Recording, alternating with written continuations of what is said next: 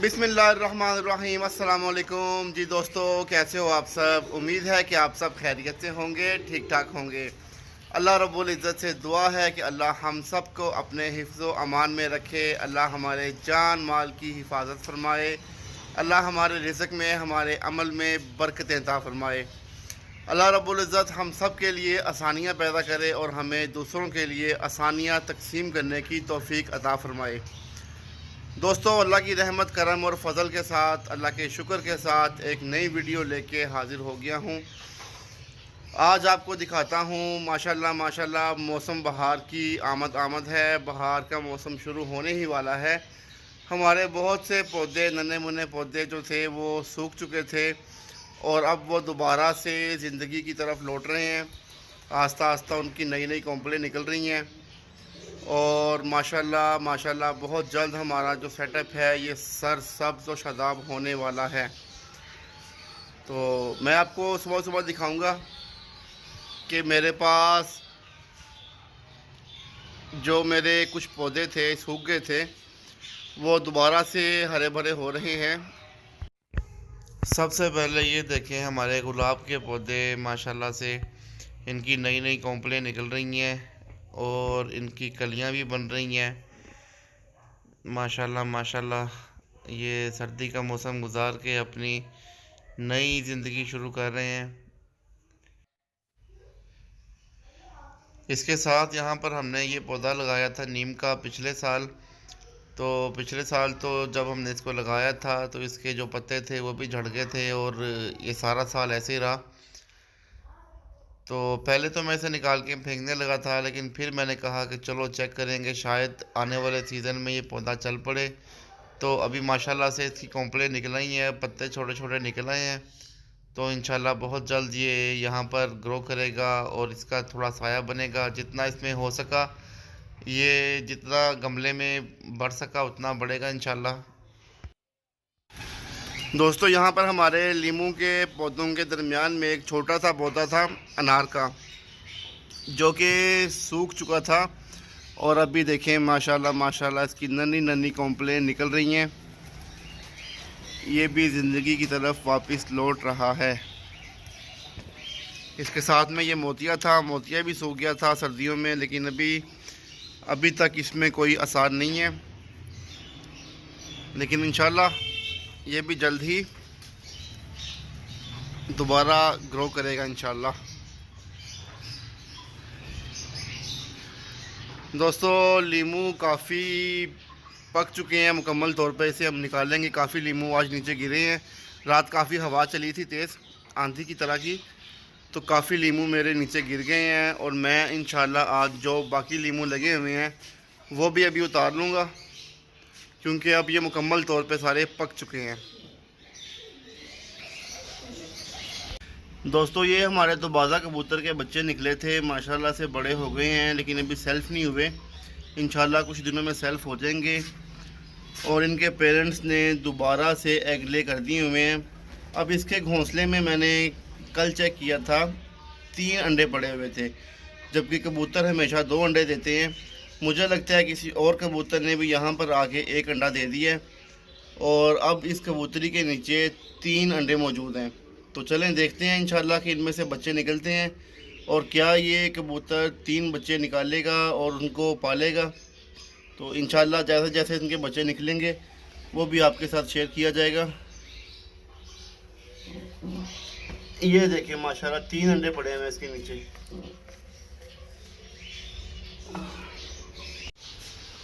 हमारा जो ये वाले देसी कबूतर हैं फैंसी, इन्होंने नेस्टिंग की है लेकिन अंडे नहीं दिए, तो मुझे लग रहा है कि इन्होंने अपना 1 अंडा उस नेस्ट में दे दिया है। दोस्तों, हमारी ये मुर्गी, इसने 3 अंडे दिए थे और उसके बाद अंडे देना बंद कर दिए थे। असल में ये अंडे दे रही थी, लेकिन मुझे इल्म नहीं था कि ये अपने अंडे खुद ही खा जाते हैं। मैंने परसों देखा कि इस मुर्गी ने अंडा दिया, तो मैं थोड़ा काम में बिज़ी था। मैंने कहा चलो मैं उठाता हूँ। भी थोड़ी देर के बाद मैं आया तो अंडा केज में नहीं था और छोटे छोटे से कुछ छिलके पड़े हुए थे, जिसकी वजह से मुझे अंदाज़ा हुआ कि ये मुर्गी या मुर्गा अंडे को खा गया है।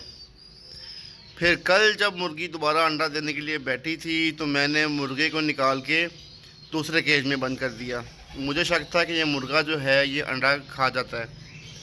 मुर्गी ने अंडा दिया और मैंने फिर नहीं उठाया। थोड़ी देर के बाद मैं आया तो अंडा गायब था, टूटा हुआ था और मुर्गी अंडे को खा चुकी थी। तो दोस्तों, अगर किसी को पता हो कि इसका क्या इलाज है, क्या हल है, क्या टोटका है, तो प्लीज़ मुझे बताएं कि इसका क्या किया जाए। दोस्तों, पिछली वीडियो में आपको बताया था कि मैंने नीचे एसी चेंज किए हैं, तो मसरूफियत इतनी है कि थोड़ा थोड़ा टाइम मिलता है काम करने के लिए। तो ये आउटडोर भी ऊपर फिट हो चुके हैं, बस इनकी कनेक्शन बाकी हैं और थोड़ी सी वायरिंग का काम बाकी है। बाकी अल्हम्दुलिल्लाह ये दोनों नए एसी फिट हो गए हैं। दोस्तों, तकरीबन 8 महीने पहले मैंने यहाँ पर सोलर पैनल लगाए थे अपने घर पे सेटअप पर, जस्ट चेक करने के लिए कि इनका कुछ फ़ायदा होता है या नहीं होता है, कितना फ़र्क पड़ता है। तो सोलर लगाने से बिजली के बिल में काफ़ी फ़र्क पड़ता है। अभी मैं सोच रहा था कि घर में मज़ीद सोलर पैनल लगा के और घर के जो एसी वगैरह हैं उन्हें भी सोलर पे किया जाए। तो महंगाई इस कदर हो गई है कि समझ से बाहर है। ये मैंने अपने घर में 3 प्लेटें लगाई थी 500 वाट की। ये मुझे एक प्लेट मिली थी 36,000 रुपये की। और 8 महीने के बाद अब जब मैंने इनका रेट मालूम किया है तो एक प्लेट मुझे मिल रही है 71,000 रुपये की, 71,000 की एक प्लेट। तो महंगाई पाकिस्तान में बहुत बढ़ रही है दिन ब दिन। बस अल्लाह ही है जो हमारे मुल्क का हाफिज़ हो। अल्लाह हमारे मुल्क पर रहम करे और हमें इस महंगाई की दलदल में डूबने से, फंसने से बचाए। यहाँ देखिए नीचे जो हमारी अंगूर की बेल है वो सूखी हुई है और दूसरे पौधे भी इतने ज़्यादा सरसब्ज नहीं हैं, लेकिन आने वाले दिनों में इंशाल्लाह यहाँ पर सब्ज़ा ही सब्ज़ा होगा। दोस्तों, यहाँ पर जो झुमका बेल थी हमारी वो भी अपनी नई नई कोंपलें निकाल रही है, नए नए पत्ते निकल रहे हैं इसमें भी, माशाल्लाह माशाल्लाह। और ये हमारी छोटी सा छत पर एलोवेरा के भी फूल निकले हुए हैं। और ये देखें,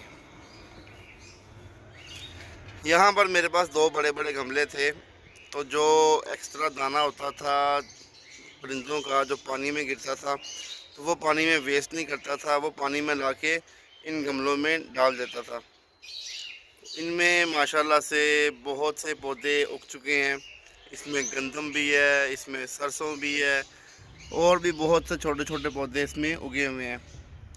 तो माशाल्लाह ये भी रौनक लगी हुई है। यहाँ पर सरसों के फूल बहुत प्यारे लग रहे हैं। जी तो दोस्तों, पिछली वीडियो में आपने देखा था कि मैंने अपने एक पौधे के नींबू उतारे थे और अब माशाल्लाह से सारे नींबू जो हैं वो पक चुके हैं और अभी मैं इनको भी उतारूंगा। बिस्मिल्लाहिर्रहमानिर्रहीम।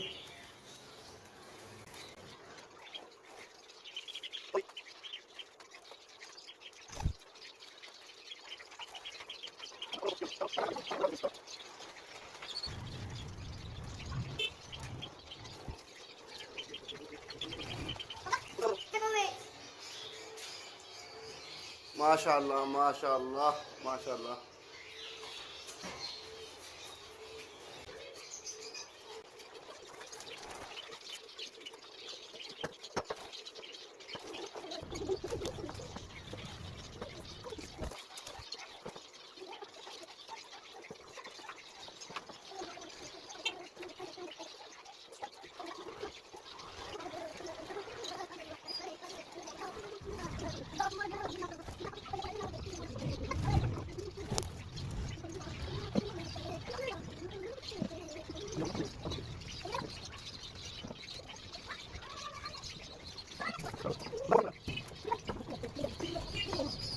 हमारे ये वाले पौधे पर नींबू बहुत कम है, लेकिन माशाल्लाह से बहुत ही मोटे मोटे नींबू है इसके ऊपर।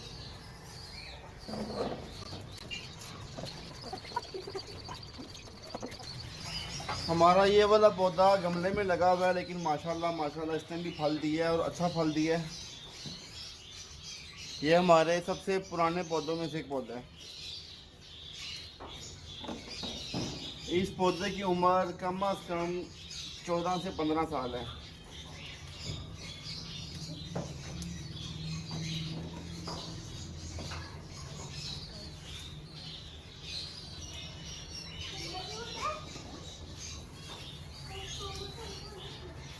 माशाल्लाह साइज चेक करें नींबू कितने बड़े बड़े हैं।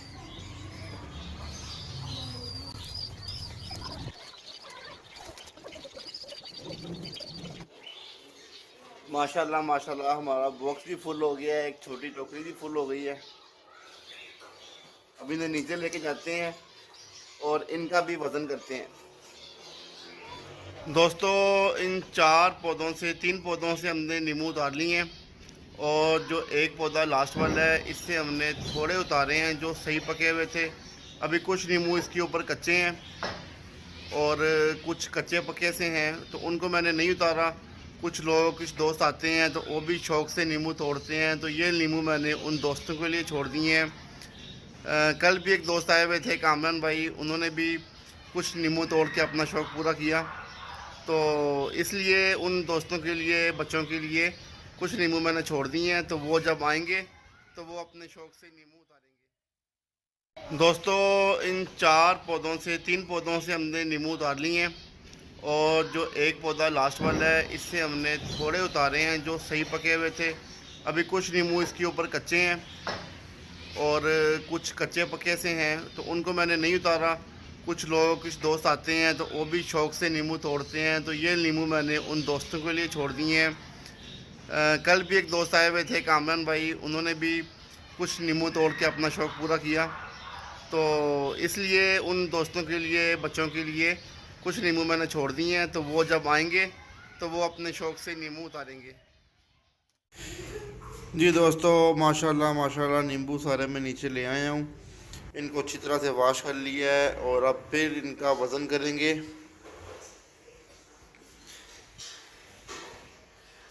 तो माशाल्लाह 2280 ग्राम यानी कि 2.25 किलो नींबू उतरे हैं हमारे। और अभी दोस्तों जब मैं नींबू वॉश कर रहा था तो वालिद साहब आए, उन्होंने देखा कि इतने प्यारे प्यारे नींबू लेके आए हो, मुझे कहते हैं चलो इनको काटो, इनका भी अचार बनाएंगे। तो जो ये नींबू उतारे हैं इनका भी अचार बनेगा इंशाल्लाह। माशाल्लाह से नींबू धो के रख लिए हैं, साथ में थोड़ी मिर्चें पड़ी हुई थी उनको भी धो लिया। अब जब तक ये खुशक होती हैं मैं जाके बाज़ार से इसके मसाला जात लेके आता हूँ और फिर मसाला रेडी करके इसको काट के इसको मसाला लगाएंगे।